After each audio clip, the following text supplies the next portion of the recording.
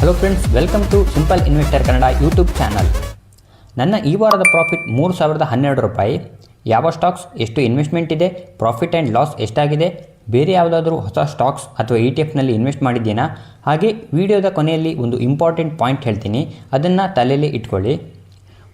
ಮೊದಲದಾಗಿ ನಾನು ಈ ವಾರ ಮಾಡಿರೋ ಇನ್ವೆಸ್ಟ್ಮೆಂಟ್ನ ನೋಡೋಣ. ಜನವರಿ 30ನೇ ತಾರೀಕು ಶುಕ್ರವಾರ ಟಾಟಾ ಸಿಲ್ವರಲ್ಲಿ 12% ಹಾಗೆ ಟಾಟಾ ಗೋಲ್ಡಲ್ಲಿ 9% ಕ್ರ್ಯಾಶ್ ಆಗಿತ್ತು. ಹಾಗಾಗಿ ಟಾಟಾ ಸಿಲ್ವರ್ ಹಾಗೆ ಟಾಟಾ ಗೋಲ್ಡಲ್ಲಿ 3000 ಸಮಥಿಂಗ್ ಈಚ್ ಇನ್ವೆಸ್ಟ್ ಮಾಡಿದ್ದೆ. ನಮ್ಮ ಹೋದ್ವಾರದ ವೀಕ್ಲಿ ಅಪ್ಡೇಟ್ ವಿಡಿಯೋ ನೋಡಿದವರಿಗೆ ಗೊತ್ತಿರುತ್ತೆ. ಹೋದ್ವಾರ ಮಾರ್ಕೆಟ್ ಕ್ಲೋಸ್ ಆದಾಗ ನನ್ನ ಟೋಟಲ್ ಪ್ರಾಫಿಟ್ 7988 ರೂಪಾಯಿ ಇತ್ತು.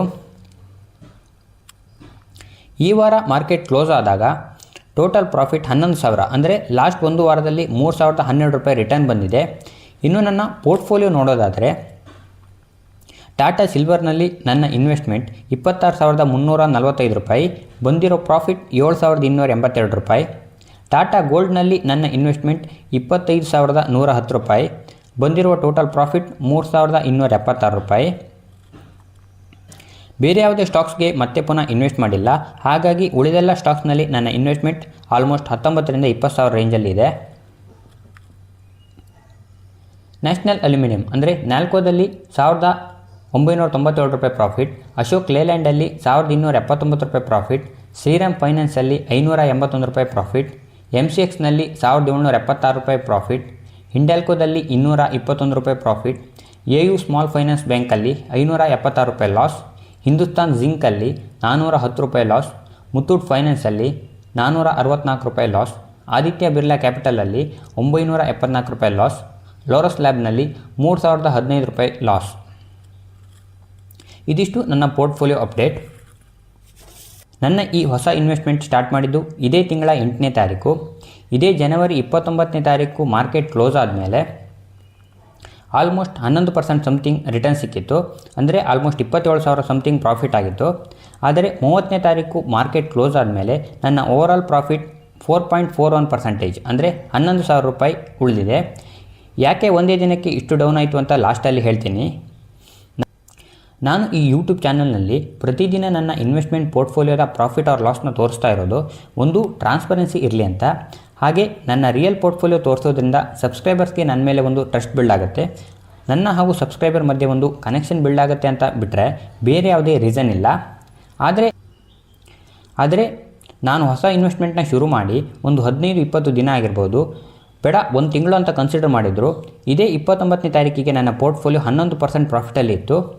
30ನೇ ತಾರೀಕು ಕನ್ಸಿಡರ್ ಮಾಡಿದ್ರು ಕೂಡ ಈ ಜನವರಿ ತಿಂಗಳಲ್ಲಿ ನನ್ನ ಪೋರ್ಟ್ಫೋಲಿಯೋ ಓವರಾಲ್ 4.41%ನಷ್ಟು ಪ್ರಾಫಿಟ್ನಲ್ಲೇ ಇದೆ.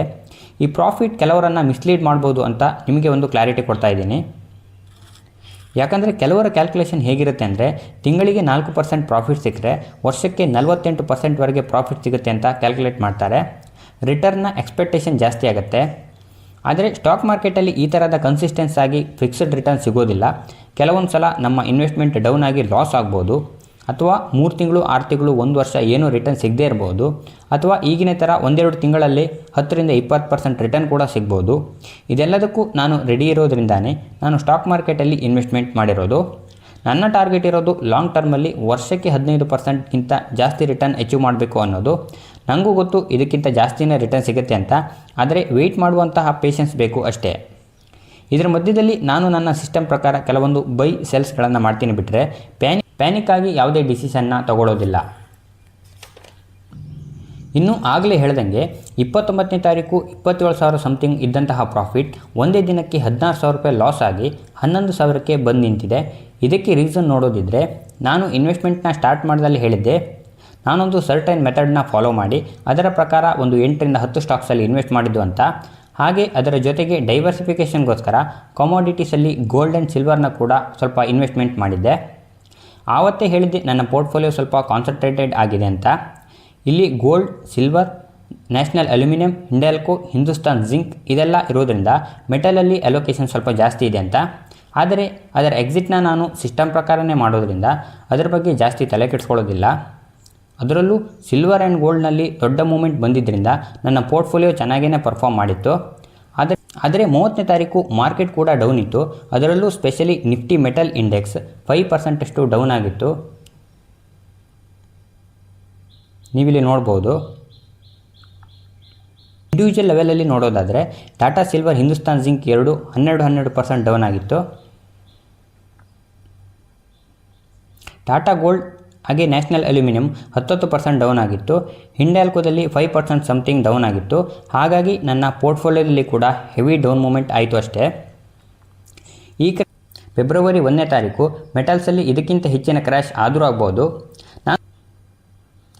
ನಾನು ಸುಮಾರು ಸಲ ಹೇಳಿದ್ದೀನಿ, ಸಿಲ್ವರ್ ಈಗ ಇರೋ ಪರಿಸ್ಥಿತಿಯಲ್ಲಿ ಈ ರೀತಿಯ ಹೆವಿ ಮೂಮೆಂಟ್ ಅದು ಅಪ್ಸೈಡ್ ಆಗಿರ್ಬೋದು ಅಥವಾ ಡೌನ್ ಸೈಡ್ ಆಗಿರ್ಬೋದು ಕಾಮನ್ ಅಂತ. ಸೊ ಇದು ಎಕ್ಸ್ಪೆಕ್ಟೆಡ್ಡೇ. ಇನ್ನೂ ಸ್ವಲ್ಪ ಡೌನ್ ಆದರೂ ಆಗ್ಬೋದು, ಹೇಳೋಕ್ಕಾಗೋದಿಲ್ಲ. ನೋಡೋಣ. ಪ್ರತಿದಿನ ನನ್ನ ಪೋರ್ಟ್ಫೋಲಿಯೋನ ಶೇರ್ ಮಾಡ್ಕೋತೀನಿ. ಹಾಗಾಗಿ ಈಗಲೇ ನಮ್ಮ ಚಾನಲ್ನ ಸಬ್ಸ್ಕ್ರೈಬ್ ಮಾಡಿ, ಪಕ್ಕದಲ್ಲಿ ಇರುವಂತಹ ಬೆಲ್ ಬಟನ್ ಪ್ರೆಸ್ ಮಾಡಿ.